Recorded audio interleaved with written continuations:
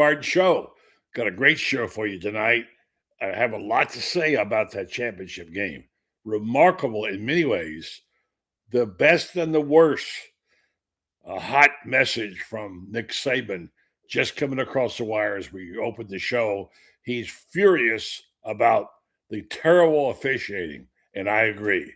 It perhaps the most egregious no call ever on the targeting rule. It was obvious. We'll talk about that, but I want to talk about the good stuff. Man, I tell you what, it lit me up. It's probably as good a game as I've ever seen in my life. I'm anxious to talk to Tony Barnhart because he's seen a few too.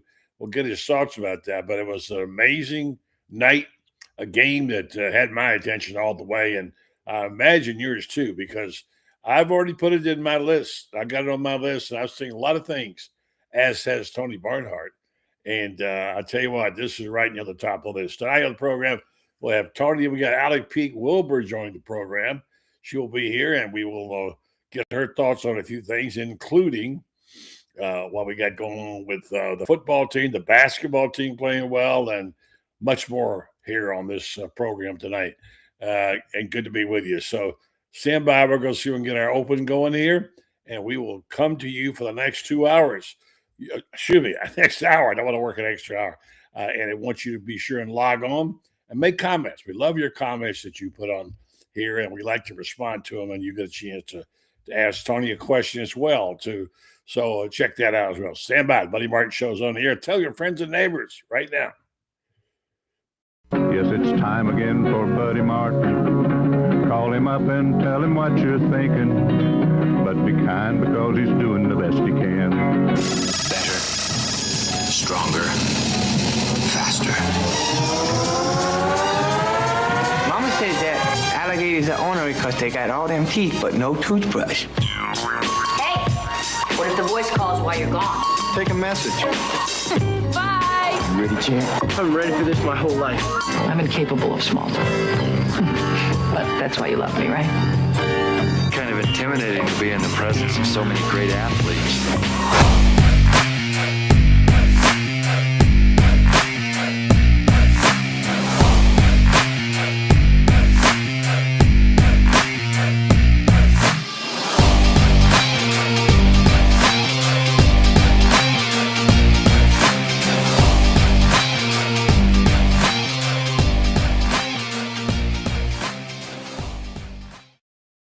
And welcome to the show. It's cold where I am, probably cold where you are. It's been a cold couple of days, even here in Florida, and a little ice on the ground. White stuff. I don't know what that is.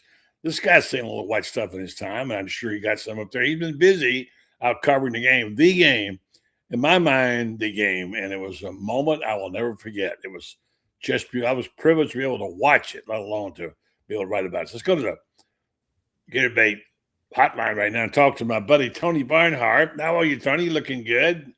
Well, thank you, buddy. It's back home in Atlanta after a few days in Miami, and where we saw one of the better games you're ever going to see, and a lot going on, and just happy to look back on what was another great college football season. I went to the extreme. I just finished a column, which I'll put out tomorrow, and I got part of it tonight, on why I can make a case of no game ever being any better than this. Capping off a season, remembering this season was in the toilet almost for a while, thanks to the problems they had getting the seating right and stuff. And then this game and this team, and two people in particular, obviously Mendoza, who's a special young man, and Signetti, a special coach. I might have gone over my skis. I just fell in love with this story and these people. And I sat down and thought about it, Tony. Every now and then you get an event where you just say, okay, how does this rank with me in terms of what I've seen in my lifetime? And like you, I've seen a lot. Yeah. I had to be honest about it. I'm a Gator fan. I'm an SEC fan. So I have a little bit of bias in that direction or prejudice. And then we don't like the fact that the Big Ten won another event, but you got to give it to them. And these guys especially, I couldn't think of two people who deserved it more than Signetti and Mendoza. I I can't think of a better finish to a better season, a better game than that. No, it was an absolutely great game.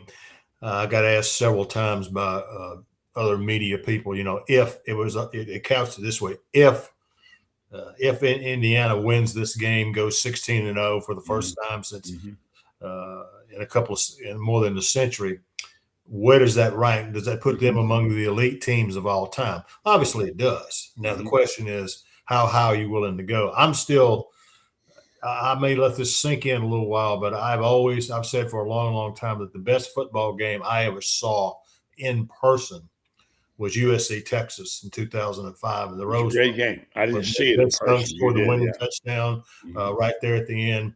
You had 2 Heisman Trophy winners on the field at the same time, and it was just incredible. But this game ranks right up there because of the historic significance of a team going 16-0 in a 2-year period. Indiana went from a relatively unknown, and we know their football history, to winning for a national championship. And this is the exclamation point, buddy. And it's this: people were having a tough time embracing Indiana because they're Indiana. But I kept telling them, you can't think about the label. You can't think about the name tag. You got to look at them, watch them play. And man, they're really good. They are really, really good. They're extremely well coached. Made some crucial decisions there at the end on the final drive. So, it fits right up there. Somebody asked me, did it rise to the Miracle on Ice history? The fact that they came from nowhere to win the Olympic gold medal. So it'll make for a nice little lively. But I'm sticking with USC Texas as my best. I got you. And this game as my second favorite. I wasn't at that game out there. I was at the Miracle on Ice, by the way. I was there for that. And I've had a few other moments in my lifetime that I treasure, including Super Bowl III when Namath popped up and beat the Colts. And Jack Nicklaus, when he won the Masters at 46, a magical moment for a lot of people. Those who don't follow golf wouldn't care, but it was just a great moment. I can go on and probably list, for me, a lot of times it's personal, seeing Secretariat, won the Triple Crown, all 3 races, and then Affirmed, who was the horse from my hometown, winning the Triple Crown, seeing all 3 races, and being with my daughter, who was 16 at the time, she was watching Affirmed. She was born in Ocala. I was born in Ocala. Betting on an Ocala horse to win the Triple Crown and see it in person. That was special. Now, we have those special things to us that are special because they're personal. In terms of a game, however, in terms of a moment, in terms of what you need in greatness, and I think I saw greatness that night, there are several parts that I come to. I want to see if you agree, that set this game at another level. First of all, the excellent play, and I'll get into the Saban rant next. The terrible no call on when they should have thrown that guy out of the game for targeting and didn't even get a penalty for it. A Miami player who hit Mendoza was obviously targeting, and they didn't call a foul on him. But aside from that wasn't the players' fault, obviously.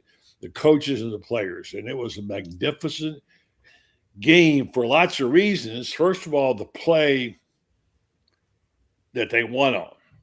Signetti, the Mendoza play, was designed to do one of several things. He had an option on it. I think it's such a great play to make that call and then actually have to run over a linebacker to get there. And there's this picture, which they're already talking about making a statue out of this picture, which I think is great right here. Let's see if we get it up and look at it, because this moment will be treasured. Remember that right there? Isn't that a great statue? There you go. Wow. Look at that. Amazing. I'm thinking that would be a fan. That's obviously AI. Why would you want anything else but that in Indiana? That is an unbelievable statue. And it raised my question. I've never seen a better one. I'm thinking maybe there are other moments like that could be frozen in time. I've even asked Gator fans to tell me if they were going to do it for the Gators, what play would they have? I'm sure the same thing with you in Georgia. What play would you put up there? So that was wonderful. But then the decision to make that call, and that was if you Tony, you know a lot about coaching. You know coaches. You've been around it. You've seen it, and you know it takes something special to make that call. Right. And you have to have, number one, you have to have the knowledge to be able to know how to do it, to have the acumen and the IQ to have that play drawn up. You have to sense the timing of when to call it, and the guts to call it when you do. Right. I've read they spent 45 minutes designing that play for just that moment. It was just here's why it was so amazing to me, buddy, because coaches, when they get under pressure, not all, but some coaches, when they get under pressure, turn conservative. Okay. And Cignetti was in a situation, he had a 3-point lead and was in chip shot field goal range to make it a 6-point lead. And then he decides, you know what? We're gonna go for it. Because if we kick a field goal, they can score a touchdown and beat us. And I am not going to let my team get beat doing that. So put them in position. I had many coaches tell me, you get to stages of the game where you go, you know what? We need to win the game right now. There may be 10 minutes left in the game, or 5 minutes left in the game. We need to win the game now. And to go ahead and go for the touchdown instead of the field goal puts them in safe position. I thought it was a great, great call, and great execution. And obviously, Fernando Mendoza is going to his memory of all the people who saw that game in person and on TV. They're going to remember it. They're going to remember it for the rest of their lives. You're absolutely right in what you said there, and it really rocked me, because we're talking about the problems with basic is having the right number of players on the field, which Florida's been through the last couple of years, having two numbers of the same jersey. But to have the precision, the foresight, the courage, and the timing to call that, I mean, that was just absolutely brilliant. And you do it all to a play caller, and then to have your player executed the way he did. Remember, he called timeout. He was going to kick the field goal. Called timeout, went back, and then decided. I mean, I just can't say enough about that call. That was an amazing call. Well, you have to say, if you're Cignetti, hey, we got here. We got into this position by being aggressive, by believing in our players, and I believe in these guys. And that's what makes it one of the greatest calls you're ever going to see. Nick Saban in the national championship game against Clemson, I guess it was 2016.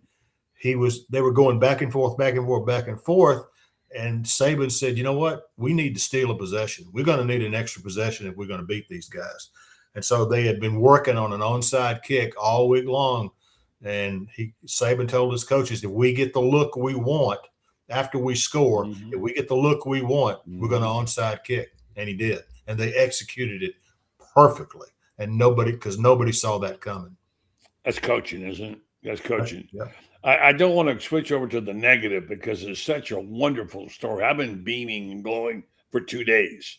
Couldn't wait to write about it, because, I don't write about national events very often, because mostly Gator Baits are just about, college football, SEC, But this one I had to write. But there is something burning here. And Nick Saban, you mentioned, he absolutely fired a missile just a little bit while ago, and fired this piece up about Mendoza getting hit.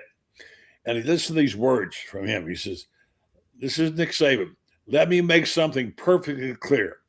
I've been around this game long enough to recognize every tactic, every lapse in judgment, and every moment where standards quietly slip.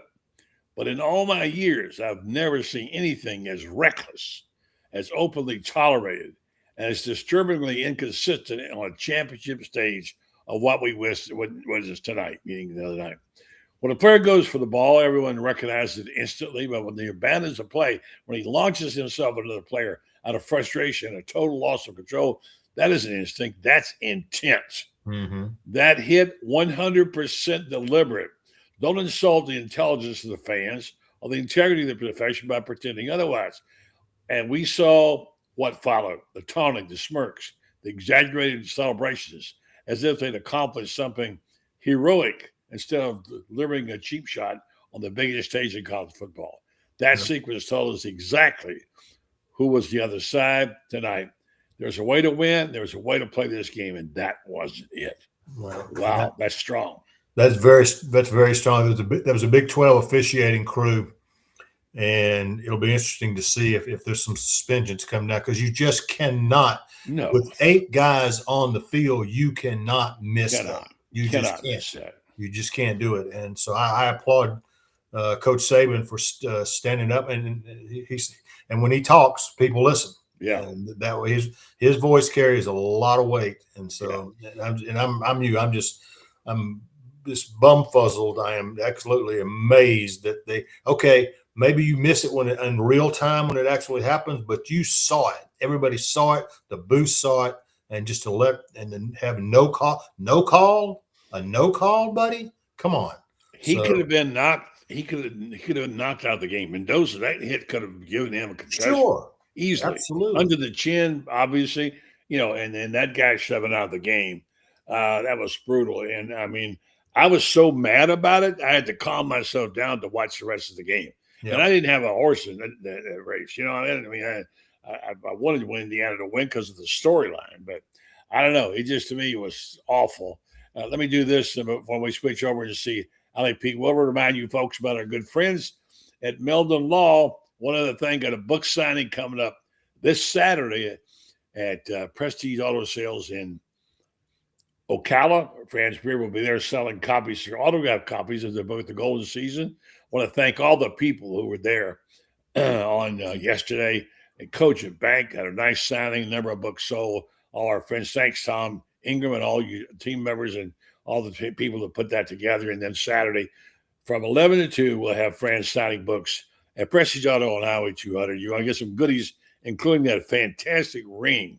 I thought I had one with me. I was going to hold a picture to show you. It looks like the championship ring. Matter of fact, several people have said, is that the real ring? And I had to look at it myself and say, wait. And it looks like the real ring, the basketball ring. Somebody's going to win one. There's one, plus a bunch of Gator goodies from Meldon Law. So they're great. They're sponsoring this event too. Check it out. Prestige Auto. Also, if you need an attorney, you know where to go. Meldon Law.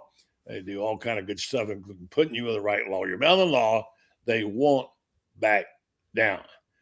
This person doesn't back down either, I'm sure. Good evening, Allie. Say hello to Tony. Hello, Tony. How are you? I'm okay, Allie. How about you? I'm doing well. Good. Did you hear us talking about Saban's comment about the no call? I did hear you call that, although I was trying to look that up, and it says that that's not a real quote, that came from a message board, a Facebook group, and so I couldn't find that. Oh, really? Well, maybe I got hoodwinked. I know he on the broadcast did complain about the officiating, and so I apologize if it was bogus, because I don't know anymore. The sentiment is real, and the sentiment is that was a poorly officiated game, and I think we can all agree on that. Yeah. Well, that's what happens. You grab someone deadline. You don't have time to check. Thank you. But regardless of what Nick Saban had to say about the play, the fact is they missed it. Mm-hmm. It's a Big 12 officiating crew that flat missed it, and I don't see how that's with 8 guys on the field. I don't see how that's possible. Yeah. It was. There was some. I thought there were some bad calls several different times throughout the game, and and really both sided. But I've definitely felt like, and that last hit that they called on Indiana was probably legitimately a late hit on the quarterback, but it was amusing because they'd missed like 6 previous against Mendoza that they didn't call, that were more egregious than the one that they did call against Indiana. But I did, and I kept trying to figure out, like, are they just trying to let him play? But the holding was really egregious all night long as well. It just, I don't know. I don't know what they're doing. It was not the best officiated game that I've ever seen. I showed this earlier, and I'm showing it again, and I thought this was such a wonderful moment. And I love this game. In fact, it was, I think, on my list of things right up there was good I've ever seen. I can't think of a football game that was any better. It's just great. And that Mendoza moment and all the things you read about it, heard about it, how they spent 45 minutes putting that play in. And then Mendoza executed it so well. And I love the comment from Signetti. He said, you guys think Mendoza's such a nice guy? He said, he's got a heart of a lion. Yeah. When he hit that hole, he looked like he was Harvard Lion. And that's why I look at this fake statue. I thought, this is perfect. This is what someone recommend they should put up out in Indiana. Something that to remember that play by. And that's such an iconic play, I think, that I would go for that, wouldn't you? Yeah. Oh, cool. Yeah. So, and I got thinking, what would be a perfect one for Florida, Allie? I mean, you could look at a jump pass. You could look at, I think that catch of Doring's going into the bushes would be a cool one. Yeah. Spurrier, kicking the field goal would be a really cool one. I'm sure there's a million Spurrier moments as there are Tebow moments, and Warfel praying is obviously just an iconic kind of thing. I don't think anybody's got one that definitive like this, though. This is the moment for Indiana football. And to think where they come from, Tony and I were talking. I mean, this guy was around for a while. He coached for Saban, and he was 50 before he decided to become a head coach. Yeah, 50 and 66. Nobody took him serious, and he had one of the best coach football teams I have ever seen. And he was brilliant in his calls. And boy, I just love this Mendoza. What a terrific young guy he is. It's just such a great story. I mean, from worst to first in just a couple of years. And, when you don't have the highest paid roster in all of college football, that's an oddity, this year. And listening to them, I'm sure you guys saw Holly Rowe's social media after the last Indiana practice. And she said, they're all hugging each other and telling each other how much they love each other because they know it's the last time they're going to practice together. And she's like, it makes me emotional just watching them. And that is what endeared us to these champions of the past, was their bond with each other. And it feels like NIL and the transfer portal has taken some of that away. And so I think all of us that love what we consider, I guess, old school college football relate to this so much because it looks like college football of the past. Right. One of the things that makes college football special is that 40 years from now, this group of guys are going to be having reunions at Bloomington, Indiana, to celebrate the national championship team. And I just think that's what makes it special to me. Yeah, we get to go back this year to celebrate the 20th of the 06 team, and it's stuff we've already started talking about. The 96 team will celebrate their 30th. I know I can't figure that out because I am only 25. Yeah. So it's I'm like having a struggle with. You were a mere child. You were a mere child. That's all. Yeah. How do you think I feel? I mean, I can't get off this game. I'm so stuck on it, and I know I have things to dig into, like the roster they're building in Gainesville, and I think we've got Summerall off to a really hot start. He's in the conversation already, talking about what's happening there. And before I switch over and get Tony's reaction and yours too, Allie, about that, I want to just put this other thing to bed by saying this is the best and the worst thing that ever happened to college football. We now know there are no excuses. Yeah. You need to win next year. You can't win around. So, we can't get players. Hello. They have, 8 blue chip players on that roster. Right. They brought in guys from James Madison and filled the holes. He got players and made great evaluations. And so all this stuff, Napier said, well, it takes time. No, it doesn't take time anymore. You can do it now. So every football coach knows they're on a short leash. Yeah. They got to get it done now because we've seen it. It reminds me, Tony, you remember a guy named who ran for president and named Jimmy Carter. He never, he was a governor and no one knew who he was. I remember him really well when he came to Florida and came to meet with my boss, the great Gene Patterson. And he said he could run for president. And Patterson wrote a column saying he could win. And I laughed at, what? Yeah, whether to be president. And of course he did. And then everybody from then on thought that could be president because of Jimmy Carter. Right. Now everybody thinks, every delusional fan base, Allie, thinks they can win a national championship and go 60-0. I mean, well, Indiana did it, but you know what this proves it does take? Emphasis on special teams, which is also something Florida's been lacking.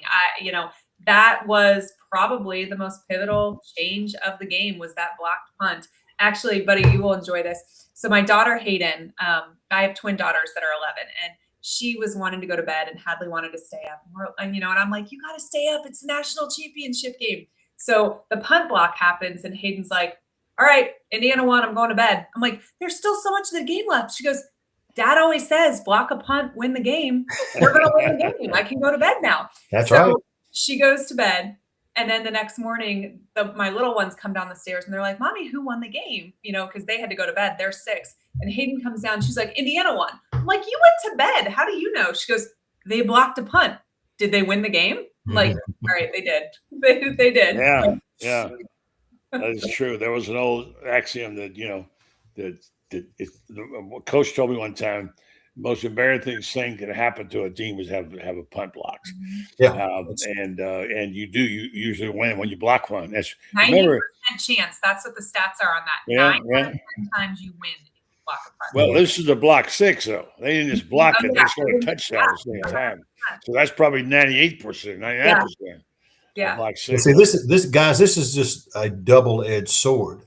The nice edge, a wonderful edge, is that it has given every team in America hope. If we can find an elite coach, if we can fund him to the $30-40 million level, then we too can be like Indiana. It can be done. You can't say that it can't be done. On the flip side of that, it can be done. It's got to be done. And if you're not one of the top 12 teams in the country, the people who are putting up that $30-40 million want to know why. And that just simply ratchets up the pressure on coaches. Yeah. Again, getting back to the issue of how putting it in perspective, writers didn't think they have to declare something because put it in their perspective. Where's your rank? And I told Tony, in my long and checkered past of over almost 60 years in the business, I can't think of a storyline when you add in all the elements, like Mendoza being from Miami, going back to the town, all the little nuances of the story. I can't think of a storyline that was any better than that. I mean, there's some great moments. I've seen some great events in my lifetime. And this was right up to, I'm telling you, I could become a Hoosier fan. And the big question is now, who's going to play Cignetti and Mendoza in the movie? And what will the Hoosiers movie be called in football? We got to figure out who's going to play him. But I got Matt Damon for Cignetti. Okay. That's a compliment to Cignetti. I don't know anything about the younger actors for I can't think of a person. Someone out there will come up with, I'm sure. Yeah, I'm sure. But anyway, I just love great stories, and Tony and I are suckers for great stories. Right. And Tony, you were there. What was it like? Well, I had a number of people come up and ask me, who do you want to win the game? Who are you pulling? So I don't pull for teams. I pull for stories. I think the best possible story would be for Indiana to win, finish 16-0, first time since 1894. Are you kidding me? Just for a team to go 16-0, and all the drama of a school that in 2 years goes from nowhere to playing for the national championship. And again, Allie, I said before you got on, people had better get used to the fact Indiana didn't do this with smoke and mirrors. They didn't have some sort of exotic offense that they ran that nobody could match with. They were simply better. They were better than Miami, and and everybody thought that Miami's offense, their offensive and defensive lines, as good as they were, that Indiana would wilt against, and Indiana went toe to toe with them all night long. Yep. Yeah. I mean, that was such a well coached and disciplined football team, and I just, it was such a fun game to watch, and Indiana is such a good story. But you're right, it's not a fluke. This isn't a team that happened to get hot. This is an incredibly well built and coached football team. So I don't think Indiana's going away. Yep. I want to get into the current scene because my mind I got totally off of it. And Florida's basketball team, by the way, playing great right now too. Allie, 5 in a row, and they're gonna be back in it again. They really are playing awesome. They're blowing everybody away. And the LSU that game was a joke last night. They won by 20, should have won by 50. But anyway, they're really playing well. But beside from that, we got spring ball coming up. I think I heard or read the spring ball opens when, Allie? Did I hear you say that? You didn't hear me say it, but I did see the dates were released. I want to say it's the very March 3rd? March. Yeah. 3rd March? Yeah. That tracks. Yeah. The very first week of March. So update us, and I want to get Tony's thoughts. You followed these portal players very well.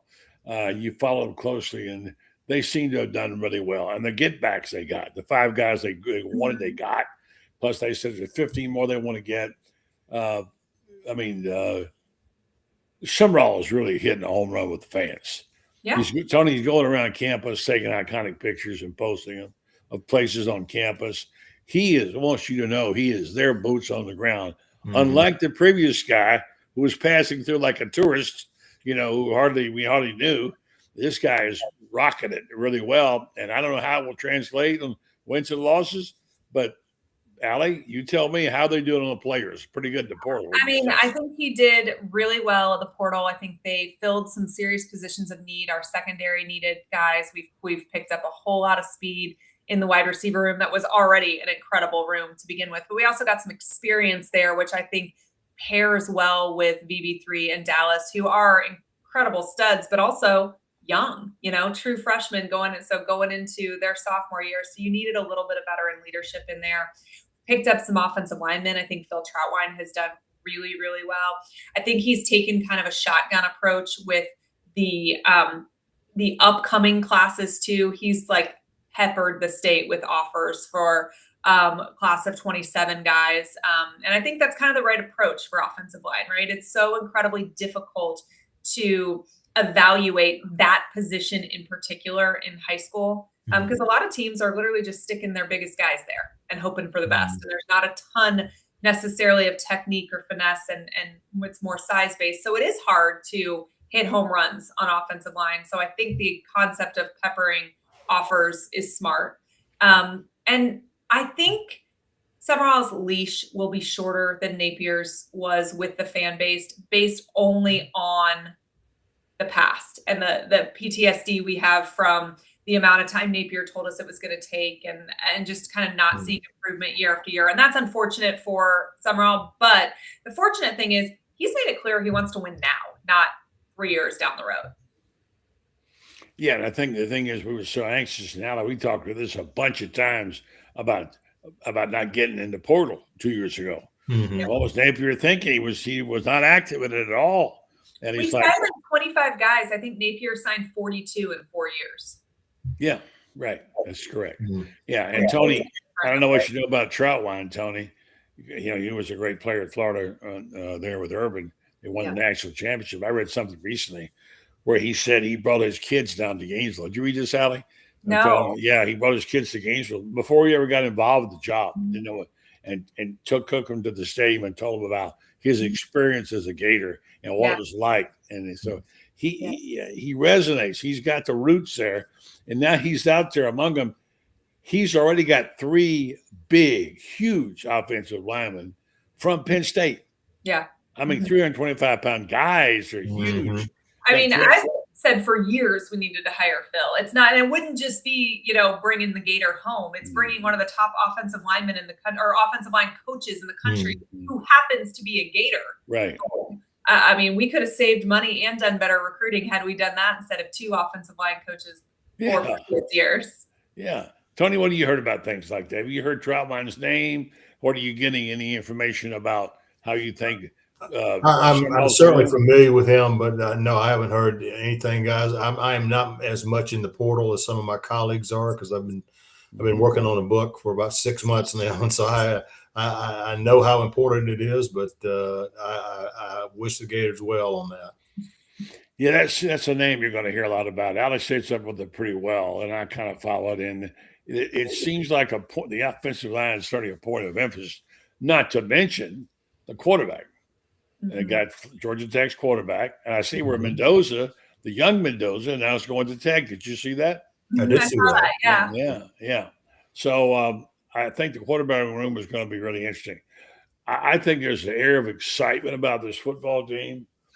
I don't want to get into wins and losses and what it translates to, but just changing the feeling about it, really important, I think, Allie. Yeah, I mean, there's excitement. I think there's hope. And, we talk all the time. We've said for years, you can sell hope or you can sell wins. And you get the opportunity to sell hope the first couple of seasons, without proof of concept. But I think probably 2 years is all you get. And then you better be selling wins or you're going to be looking for a job. And, we'll have to see when they actually take the field. But right now he's doing a really good job selling hope. When I lived in St. Pete, there was a place for homeless. They took in homeless and taught about it work and so on. And this motto is called John 3:16 Cook was the name of the place. And the moniker, the mantra was soup, soap, and hope. So hope is getting get hope of various kinds. All right, so guys, so how do we feel about? I don't even know where to think. How does even start thinking about next year's? I see where people are already putting Indiana in the finals against Texas next year. I don't even know how to think about where we go from here and how to rate these teams, Tony.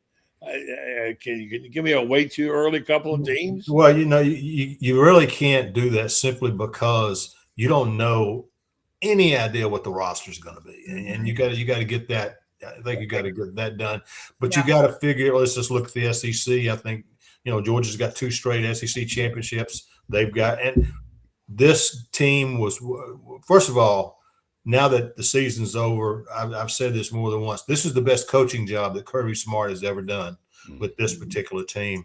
He had a roster that was 50.4% first and second year players. And you had an unproven quarterback, unproven at the time. You didn't know how Gunnar Stockton was going to work out. So I think Georgia will be there next year. Here's the question I have. Talk to me about the University of Alabama. Okay. Yeah. He is in a. He's not in danger of getting fired, but he's in deep doo doo. We just used to say deep doo doo. He really is. They need to do something rather dynamic early on in the season. I'm wondering about Texas. I think Texas was disappointed in how they finished last year. They should have been better. Texas A&M was really disappointed with the way they were ranked number 7 in the country at one time. So it's good. And guys, I'm remiss. We all want to know how our buddy Lane Kiffin's going to do at LSU. I know. He's dodging bullets everywhere, and Florida probably dodged a bullet in not getting him because I don't think it would have been a good place for him right now for them. Great coach. I don't know. Guys, I'm looking around the country thinking about who's going to be better and who's not, who's going to be. And certainly Georgia's going to be there because Kirby's at the top of his game, and he's the best coach in America right now. Although Signetti would now give him a little bit of a run for his money, but he's had one season and Kirby's had 15, so there's a lot of difference there. I don't know. What would that one thing do to shock the world, Tony? What would that be? Well, it would be. Well, it's funny. I gave a talk in the middle of the summer, and somebody, just after the season had started, said, "Who's going to be this year's Indiana?" I said, "Guys, I don't know, but I think it might be Indiana." That's the way that it turned out. And so, who is out there who can pull off in Indiana, and it's going to be really, really interesting. I'm just so impressed how he got those guys to play so hard and so well. Here's the thing we should be turning backflips over, and we should be saluting and shooting all firecrackers about. The return to the team concept, which we thought was lost in NIL. Yep. We said, oh, there that goes. Everybody's buying players and never having. And just the opposite happened. And the guy not only did a great job of coaching, he went against the grain and did it a different way and restored the word team to football. I think that is really a fantastic little message right there, Tony. Well, that's what Kirk Herbstreit said at the end of one of the broadcasts. He says, "Hey, do you want to sign great players, or do you want to build a great football team? Because what we're watching in Indiana is the building of a great football team." that nobody expected to be in this situation. And I think, and the players learn that, hey, I want to make my money, sure, but I want to be I want to be a part of something that's bigger than me. Yeah. And I mean, and that is the key. If you're going to come to team reunions 40 years from now, that's what you're going to be celebrating. Yep. Yeah, a lot of questions here. What if Indiana goes undefeated again next season? What if? I don't put anything past them, what they could do. I mean, I'll never doubt them again. I said before the game, I picked them to win. I really thought Miami would have a better chance, but I ain't going against Indiana. No way. I mean, what they did to Alabama was criminal. Mm-hmm. They completely exposed Alabama in a way that we're talking a bunch of little ragtags exposing the blue bloods as not being blue bloods. Yeah. They got taken apart. They just didn't win these games. They kill these guys. Well, and what's amazing is down in Miami, I talked to a lot of people who were absolutely positively convinced that Miami was going to take Indiana to the woodshed. Oh, yeah, of course. This game was not going to be close. Yeah. That's crazy. All right, so trying to let you get out of here and go, but what's the book going to be, Tony? The title of the book is Mr. College Football: 50 Years of SEC Memories. And who would that be? I love that. Well, I announced back in May that I was going to work this season and put this book together and write it. And then it's wonderful. Then this is my 50th year of doing this. Mm-hmm. And I told my mother what I was going to do, and she said, 50, huh? That's a nice round number. I said, yeah, it is. I said, thank you, Mom. Yeah, moms are good that way. Well, I think it's going to be a terrible honor to have you in the press box, although I don't get there every time myself. But the storytelling goes on. You've helped tell the story of college football for a long time, and may you continue to do so. I look forward to the book. You have a book out now, which still, don't you? The Mean Green 16. 19 of Green. 19 of Green, yeah. I played on the first ever integrated football team in the history of my high school. We only had 19 players, 12 white, 7 black. I bought the book. We made the playoffs with 19 guys. Those are interesting times back in those days that you went through with. And well, thank you, Tony. I appreciate it. Good to be with you again. And take care. And I'll see you along Gustavus Trail somewhere. And let's talk again soon. Okay. That sounds good. Take care. See you, Tony. Bye, Tony. Bye. Mr. College Football. And you ain't going anywhere, Alex. So don't you get you out of the ER. I want to get some thoughts. We kind of operate inside the Beltway. Mm-hmm. I would like to get some thoughts outside the Beltway. People who observe it a different way, consume it a different way, and get their viewpoints about what they see. When they don't talk to coaches, they're on the streets. They talk to people who live and work in Gainesville. I love that. Go Gators from Dallas says, love me some Tony Barnhart.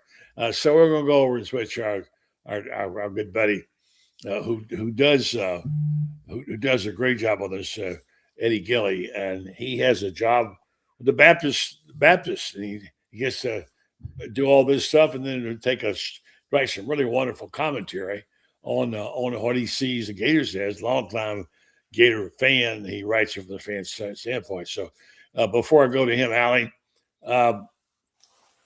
how's the program going? How's the podcast going? Tell us about it and tell folks where they can get it and brag a little bit, will you? Well, I have actually gotten to have a week-long break, which has been fabulous. Haven't done a story in a week because we really had a lot going on here, and I felt like the end of the season needed a minute. But we have some cool stuff coming up. I have a story that's going to be coming out with an agent that kind of dives into what the NIL landscape is like. It's somebody who negotiated some of our player stuff, and so I'm hoping to kind of give a behind-the-scenes peek at what those things kind of consist of now. Hoping to have some former player interviews coming real soon too. I think there's so many parallels to what this upcoming season is and Urban's first year. And then with it being the 20-year anniversary of the 06 team, I think it's important to get some of those guys' viewpoints on what the transition was like for them, because I do think, as fans, we want change, right? Because we want to win. And so when we feel like we're stuck in a situation where we're reaching that ultimate goal isn't going to happen or the standard isn't being met, we want to change. And I think sometimes the impact that has on players is a little bit of an afterthought. And even if the players want to win and they realize the situation they're in isn't producing what they want it to, it's still, the staff is the people that they spend the most amount of time with in their lives too. So it's still, emotional and impactful. And so I do think telling those stories from the guys that have been through it is kind of going to help us relate to this year's team. Yeah, well, you have to pay attention and watch and listen. And if you're guys like Eddie Gilley, you're hanging out in Gainesville, you can do that. Say hello to Alec, Eddie. Hey, Alec. Hey, Eddie, how are you? And Eddie is. I like those. I like those topics. Those are good. Those 6 guys were pretty good guys. They were. I'm married to one of them, so I'm a little bit biased. But that was a really awesome, hardworking group of guys, and the 05 guys too. I think that sometimes those guys get a little bit of forgotten, but a lot of those guys are why that championship happened the year after they left. Like I think about Ciatric Faison and Vernell Brown and just some of the guys that really contributed to what became eventually the next season. Let me ask you both a question here. Go ahead, Eddie. You ahead. No, I was just going to say you can't really separate one from the other easily because they overlap so much. Yeah. I was going to just ask the danger. We're going to start sizing things up now, and we're going to scrutinize what, as best we can, what Summerall's doing. And we're looking for whatever we can get our hands on.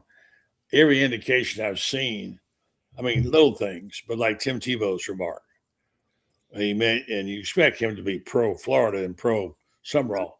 But the way he said this made me think, okay. He said, I liked him when I first met him, but now that I've spent time with him, I really like him. Yeah. That's a little check mark there, right? So we're listening for those sort of signals about what is what. And we want to be optimistic, but not unrealistic over our skis, because we've been through this. We've seen this rodeo before. And so, but what do we do? How can we be cautionary with it and yet still express ourselves? When you think something is true and you have a thought about it, don't be afraid to say something positive, Allie, right? Yeah. Yeah. I think we sometimes get labeled as sunshine pumpers, but we should say the positive things. And what are we supposed to do? Be negative all the time about that's no fun. What kind of fandom is that? I think you call a spade. So if you're watching the same thing over and over again, it's okay to call it insanity and say this isn't working. But when you're seeing things that give you hope, say that too. Yeah, and I want to mention this, and I want to let Eddie jump in here, but I had Edgar Thompson on the other night. We had a long discussion about what was happening with the beat, and I said we disagreed on the topic pretty vehemently, but we said, well, let's do the show, and we'll see where we go. And I said, I'm probably going to do some sunshine pumping. And Edgar, who has always been the straight on guy, said, nothing wrong with a little sunshine pumping once in a while. And I think that's the way you look at it, right? There's nothing wrong with that. You every now and then, if you see something you like, say something. It's okay. It doesn't make you a homer. And then I got a little offended at one point after people kept calling me homer buddy, homer this. And I get it. I understand. But I had to finally say it. I'm sorry. It may sound boastful and arrogant. But at one time, I was known as a badass. Okay, because I took on some heavyweights in Gainesville. Head to head, the president of the university.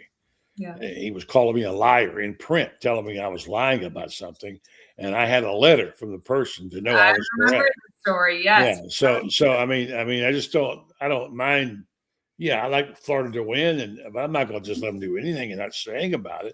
I'd like to get Eddie's views on that. Well, me, I'm a fan first, and I'm never going to plan on being known as a great journalist. I doubt I'll ever win a reward or ever be taken. The fact that I was on a podcast after one of my heroes, Tony Barnhart, is just, you can't imagine that would have ever thought that would be taking place, that anyone would listen to Tony and then want to hang around and listen to whatever dribble I might have to say. But I think the truth is that most of the people that are watching this are Florida Gator fans. Mm-hmm. It's not like we're on a national ESPN show or trying to appease the people out in Southern California or the people in Tennessee or the people in Texas or anywhere else. And so there's all kinds of other fan shows and local fan media kind of sites for everybody to go on that they can talk about, and they can talk about their teams. But I was interested in that you guys were talking earlier about next year and what that means. And about the Big Ten in Indiana. Well, it's not even released Big Ten yet who they're going to play. Mm-hmm. And I went back and looked. I looked at this year from the top 6 teams in the SEC that they finished, and how many of the top 6 teams that they play and where they play next year. And of those 6 in the lead, Alabama definitely has the easiest thing. They only play 2 of the 6 teams that were the top of the league, and they play both of them at home. Mm. So if you think about the fact they're going to be playing all the people who last year were in the bottom, and the only 2 teams they play are Georgia and Texas A&M, and they play both of them at Bryant-Denny, you find it very difficult to root against Alabama winning the SEC. And the weirdest thing is that Missouri plays 5 of those top 6 teams. Well, Missouri has had the easiest road the last 2 years, so that's probably compensation for that, because we've had conversations about how, shoot, Missouri could sleepwalk into winning 10 games because the past 2 years has been so easy. So I wonder if that's an adjustment. And I think you could say Florida's schedule is a little bit easier the next 2 years, but it has been a gauntlet the last 2. So maybe that's the conference trying to bring some parity. But Florida still plays 4 of those top 6. Yeah. And that doesn't include Tennessee and LSU, who are usually in that, but weren't this year. Right. And I wonder if the Big Ten has found a little secret in not making their top teams play 3 or 4 of the other top teams. Seems to work out because pretty then well. All you have to do is win 1 game, and you're in the playoffs. That seems to be an ACC special too, most of the time, their formula as well. And, the SEC is so deep, and so it's hard to not have, when you have 6 that are great, right? Like, it's hard to not play all of those, but it's felt weird the last few years that we're seeing Big Ten teams make a conference championship or a playoff game that have never played each other, or, I don't know. I don't love their scheduling, and I do think it gives them somewhat of an advantage. The polar opposite of that is the Florida basketball team. To go out and play that kind of schedule and lose 5 games by a combined total of 17 points, and got written off by a lot of people. And now but basketball's different.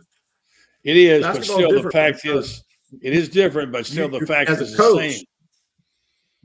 But as a coach, you can lose 5 to 7, even maybe 10 games, and still get in the tournament. And when you lose, you get hot. If you get hot during the tournament, though, that's all that counts. Nobody remembers how many you lost if you win the national championship. And the same thing sort of happened with Miami. Miami just barely got in, and Miami almost won the national championship. So they did. I'm all for sending more people in. I'm more for the 24 team than ever before, when the number 12 team almost won the whole thing, or the last team in. I know they weren't the 12 seed, but would it feel right if a team that lost twice during the regular season was the national champion over a team that would have then gone 15-1? To me, there's something that feels very un-college football if that had been the outcome. And I am so excited that it was 16-0, because even though Miami had an incredible playoff run, I think what makes our sport different is that the regular season does matter. And I don't want anything that changes or takes away from that. That's what makes college football unique. But Allie, that's what's happening. That's what's happening. I mean, there's in peril for all the look at the. Me, I go back to 4 teams. I got you. We say we'd like to keep it, but the fact is we're seeing it change, and don't be surprised if one day we have no SEC championship game. I know, which also I think that's coming sooner than later, because it's going to end up knocking it. It's going to end up knocking a team out of the playoffs. Yeah. And I almost there's not feel gonna- guilty. I almost feel guilty for stumping for this national playoff for 40 years. And even designing a system that's not unlike what it is now. When I was working in New York years ago and saying it's time to start having a league like the NFL. Well, they did it, and now they're taking away the parts of the great game that I love so much. It's costing us dearly, and already with all the mixed conferences, you don't even know who's playing where anymore. Yeah. I mean, certainly the players forget that. We don't even know who's playing on what team. It's just changed so much. I don't know, but it has. But buddy, let me throw this out there. Let me throw this right. It has. But how many years in the past, before there was any kind of playoff, did you have voters who hadn't seen all the teams play making the decision who was going to win the national championship? And nobody played the same There's schedule. a computer system that did a good job of it, though, that we could go back to.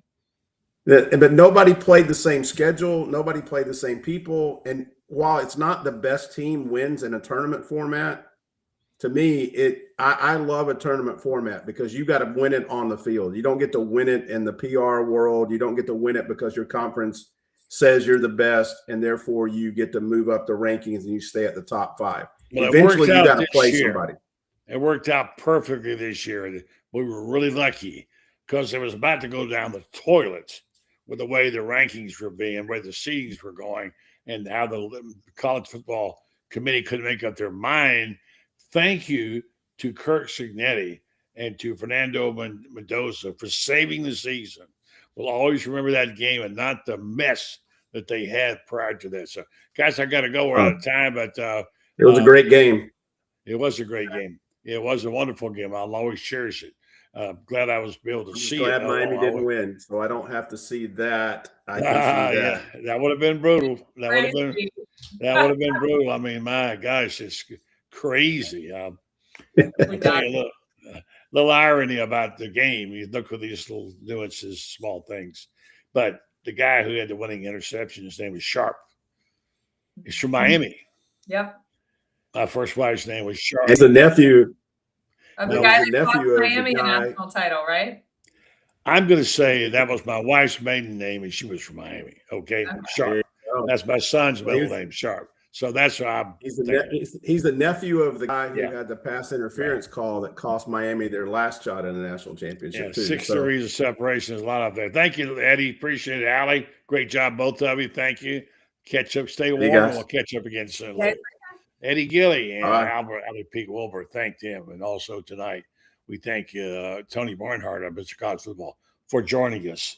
I want to remind you folks about our book signing on Saturday. Don't forget, go by if you can to Chris Spears' place, Prestige Auto, and you can get a goodie. There's some wonderful goodies. My friend told me it's a $25 hat, Gator hat. They're giving those things away. Thanks to Melvin Law. Go by there on Saturday at 11 o'clock. Friends will be signing books. We really are proud of this book. We published it ourselves. We paid for it ourselves. And we would like you folks to know there are plenty of copies left. You can go to the signing, get a discounted rate, or if you can't get there, you can order any of these books on spurriers.com/shop. And they'll be able to send you one right to your door. All right. Meanwhile, thanks to Melvin Law and also Titan MRI Imaging. They now have 3 locations to serve you. 2 in Gainesville with the Park Avenue location, now the Millennium Center. 1 in Lake City, serving all of Columbia County and Valdosta, Georgia. Titan MRI Imaging offers the same great customer service. They accept insurance. You can go through their convenient self-pay program.